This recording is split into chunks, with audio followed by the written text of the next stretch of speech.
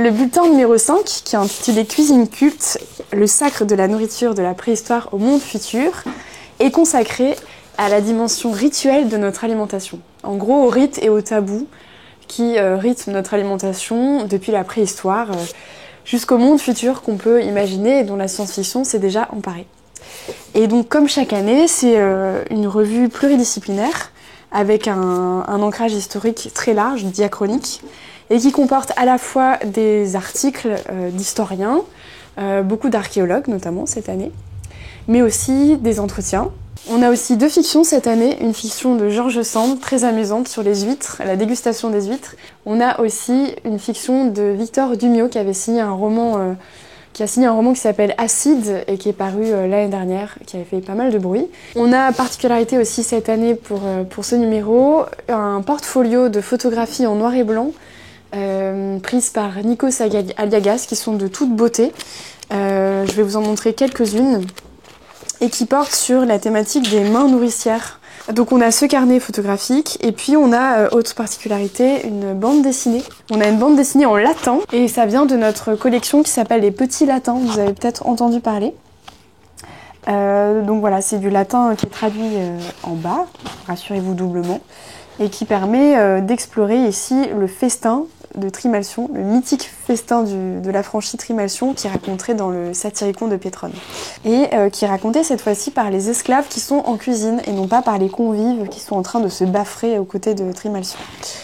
Voilà, et cette très belle adaptation graphique a été réalisée par Julie Namon au dessin et Marie Breneau pour la partie scénario. On a un dossier, comme je vous le disais tout à l'heure, qui est consacré davantage à la notion d'anthropologie dans l'alimentation.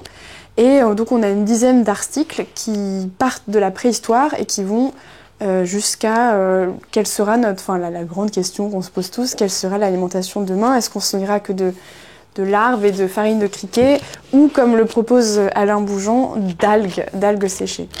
Voilà, donc il y a des choses très différentes. Il y a un article sur ce qu'on mangeait au Moyen-Âge, où on apprend qu'on mangeait surtout des choses mouillées et molles, d'ailleurs un peu comme à l'époque romaine. On a un article également sur la question des mythes du cannibalisme dans la Grèce ancienne. On a un article qui est signé par Alexander Dicko, qui est un romancier américain qui a publié plusieurs livres de science-fiction et qui a publié notamment un livre qui s'appelle Le Premier Souper. Et donc cet article permet d'explorer la façon dont la science-fiction peut imaginer nos manières de nous alimenter dans ce qu'elles ont de plus excessif, de plus dérangeant, de plus discordant aussi, et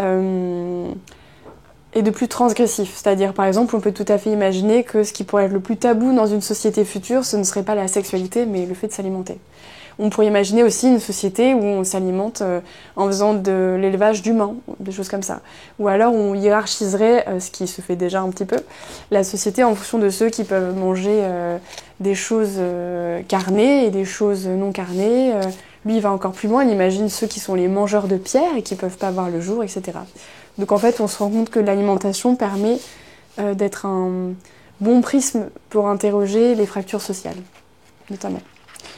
On a un autre article sur les rituels de boucherie et les tabous alimentaires à la période du Magdalénien, donc pendant la préhistoire, qui est extrêmement intéressant parce que c'est assez rare que des paléontologues vulgarisent dans ce genre de revue des textes sur ce genre de sujets qui sont extrêmement difficiles à documenter. Un des sujets qui a été abordé dans ce bulletin, c'est la façon dont on peut essayer de partir sur les traces des cuisines disparues. Comment on peut documenter la façon dont on s'alimentait à l'époque romaine, par exemple, ou même beaucoup plus tôt dans l'histoire, sachant qu'on n'a plus, évidemment, aucune trace, aucune source, à part et parfois des recettes, mais ça vient beaucoup plus tard, souvent ça vient à l'époque médiévale. On n'a pas grand-chose qui nous permette d'étayer de manière certaine comment ils faisaient cuire ce qu'ils cueillaient ou ce qu'ils chassaient, avec qui ils le partageaient, est-ce que ça faisait partie justement de rituels particuliers, etc.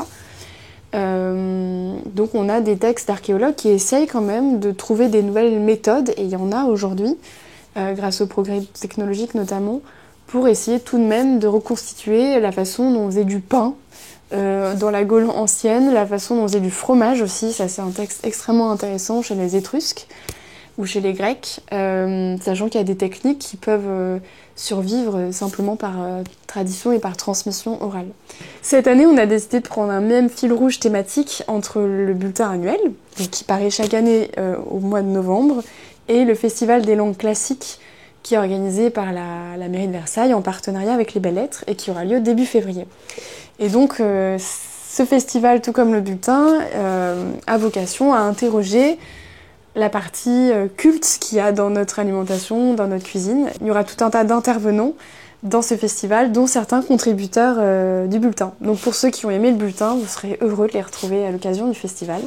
Alors ce bulletin n'est pas simplement une somme d'articles et de textes érudits, c'est aussi un bulletin qui vous propose des recettes à faire chez vous, ou pas d'ailleurs, parce qu'il y a vraiment des recettes que je ne vous conseille pas de faire, qui sont terriblement datées, vous ne trouveriez même pas les ingrédients. Mais il y a des recettes qui sont franchement appétissantes. C'est le cas par exemple de la recette que nous propose la chanteuse et excellente cuisinière Aurélie Sada, que vous avez peut-être entendu quand elle jouait dans le groupe Brigitte, et qui nous présente sa recette traditionnelle de cœur des ralottes. Voilà. Et qui est franchement, pour l'avoir goûté, extrêmement savoureuse. Comme les autres années, c'est un bulletin qui existe depuis 2019, depuis le centenaire des Belles Lettres. On a eu à cœur de soigner la fabrication de la revue, de choisir un papier couleur grès cette année. Donc il y a une dimension assez tellurique et qui est ornée d'un beau marquage, d'un beau fer à dorer jaune d'or, qui peut évoquer aussi bien les champs de blé que les œufs mimosa. Et au sein de cette revue, vous avez tout un tas de natures mortes qui ont été retravaillées par la graphiste du bulletin, que je salue, qui s'appelle Julienne Richard, et avec qui je collabore depuis le début de l'aventure, et qui a retravaillé des natures mortes assez connues, la plupart étant issues de la période baroque. Voilà. Donc vous pourrez retrouver tout le long de la revue des natures mortes qui scanderont votre lecture. Mais de manière générale, c'est une revue qui est, comme vous avez dû le voir pendant le feuilletage, extrêmement illustrée et de manière à la fois contemporaine et classique.